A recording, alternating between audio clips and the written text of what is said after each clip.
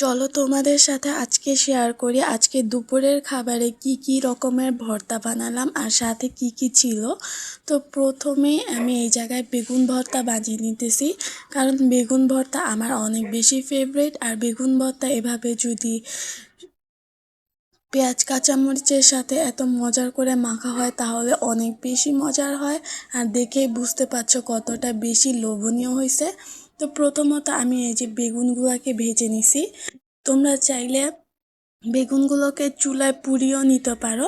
তারপর এই জায়গা হচ্ছে টমেটোগুলোকে একবারে এরকম চুলায় দিয়ে বেগুনের সাথে ভাজা ভাজা করে নিছি এবং আলগা ওইগুলোকে উঠিয়ে নিছি অন্য সাইডে। তো এখন এই জায়গায় যে পেঁয়াজ কাঁচামরিচ, পেঁয়াজ আমি এই জায়গায় শুকনো মরিচ ইউজ করছি। তোমরা চাইলে সাথে যদি কাঁচামরিচ অনেক বেশি পছন্দ হয় তাহলে দুই একটা কাঁচামরিচও দিতে পারো। আর আমি এই জায়গায় একদম শুকনো মরিচ দিছি।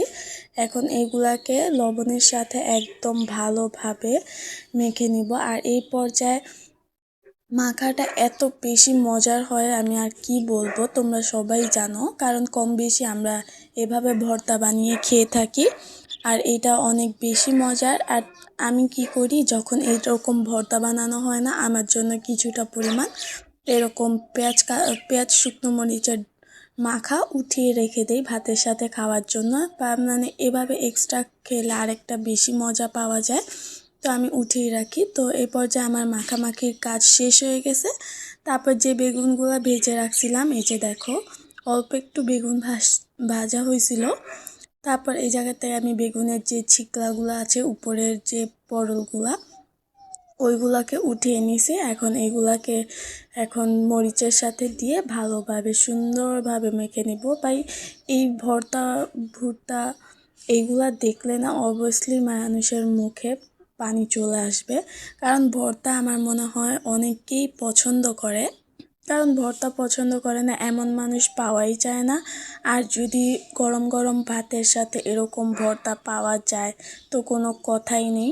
তো এই জায়গায় দেখো আমার ভর্তাটাও একদম মাখামাখি শেষ হয়ে গেছে। আর ভর্তাতে অল টাইম পেঁয়াজের পরিমাণটা একটু বেশি রাখার চেষ্টা করবা, তাহলে ভর্তার মজাটা আরও বেশি বেড়ে যায়।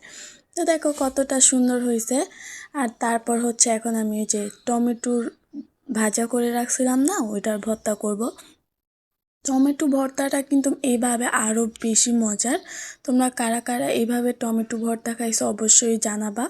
আর টমেটো কিন্তু কাঁচাটাও এরকম টুকরো টুকরো করে সালাদের মতো করে বানানো যায়, ওই টমেটো ভর্তাটাও মজা। বাট এরকমভাবে ভেজে ভর্তা বানালে অনেক বেশি মজার হয়। তোমরা যদি চাও যে এই রেসিপিটা দেওয়ার জন্য কিভাবে টমেটো ভর্তাটা বানাইছি, তো আমি অবশ্যই তোমাদেরকে দিব, তোমরা কমেন্ট সেকশনে অবশ্যই জানাবা।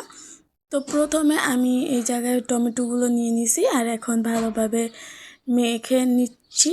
আর এই জায়গায় আমি পেঁয়াজের পরিমাণটা একটু বেশি রাখছিলাম। আর সাথে ছিল এরকম ছোট ছোট টাইপের পোয়া মাছ ভর্তা, সবুজ ভর্তা, পেঁয়াজ কাঁচামরিচের ভর্তা। আর এইগুলো দিয়ে ভাত খেতে পুরাই অসাধারণ লাগছে।